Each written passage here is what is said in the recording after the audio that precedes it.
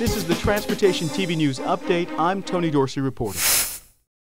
This week, the U.S. Department of Transportation released new figures on deaths blamed on distracted driving. According to the National Highway Traffic Safety Administration, distracted driving claimed 5,474 lives and led to 448,000 injuries across the U.S. in 2009. That amounts to 16% of the traffic fatalities, the same percentage as in 2008. At a press conference, Transportation Secretary Ray LaHood said the solutions are simple. Buckle up, put your texting device or your cell phone in the glove compartment. There is not a message or a text message or a phone message that's too important that it can't wait till you get to your final destination. And these stories prove that. The stories LaHood is referring to are the tragic tales shared by loved ones of several victims. Parents whose children were killed while texting and driving joined Secretary LaHood at the second annual Distracted Driving Summit Tuesday to, as the Secretary said, put a face on the statistics. On December 29th, 2009, my daughter made a couple of poor decisions. She decided to text and drive and not wear her seatbelt.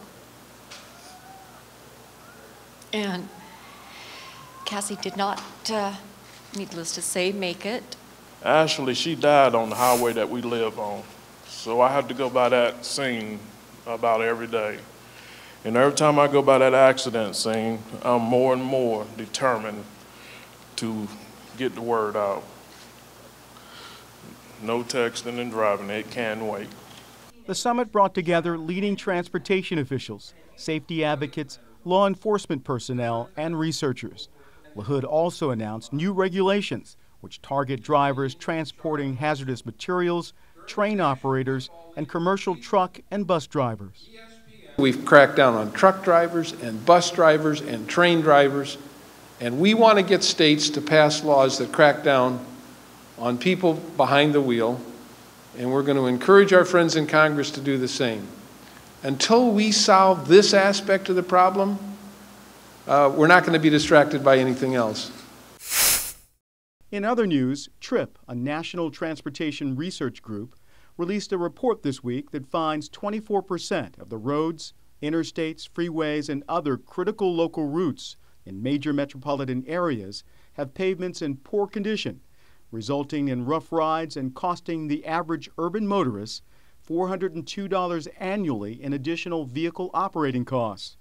TRIP raises concerns that without a long-term federal surface transportation program in place to support state highway and transit programs, the substandard road conditions outlined in the report could get worse.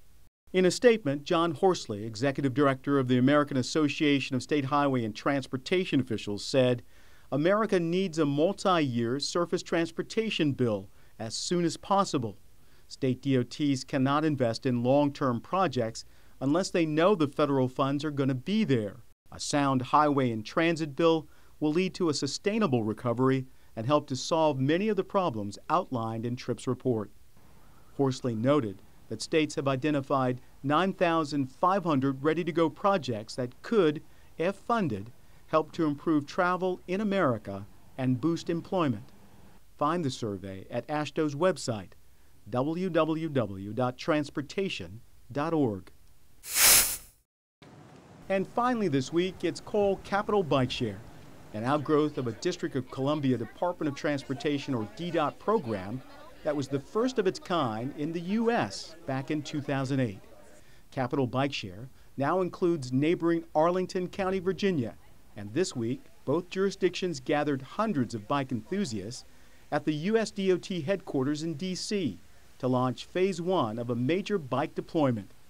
DDOT Director Gabe Klein says people can use bike share to get to and from mass transit locations, escape traffic, and get some exercise. He says it's part of the department's overarching goal to give residents more transportation options. We want people to be able to choose their mode, whether it's for the last mile from the bus or their primary mode, and we don't even want them to have to buy transportation if they don't need to. U.S. Assistant Secretary for Transportation Policy, Polly Trottenberg, says federal workers may turn out to be some of bike-share's biggest users. And today I'm happy to announce that US DOT and the Office of Personnel Management and the General Services Administration, we're putting our money where our mouths are, and we're each going to contribute $25,000 to help encourage federal employees to sign up for the Capital Share Bike Program and use it as part of their workday.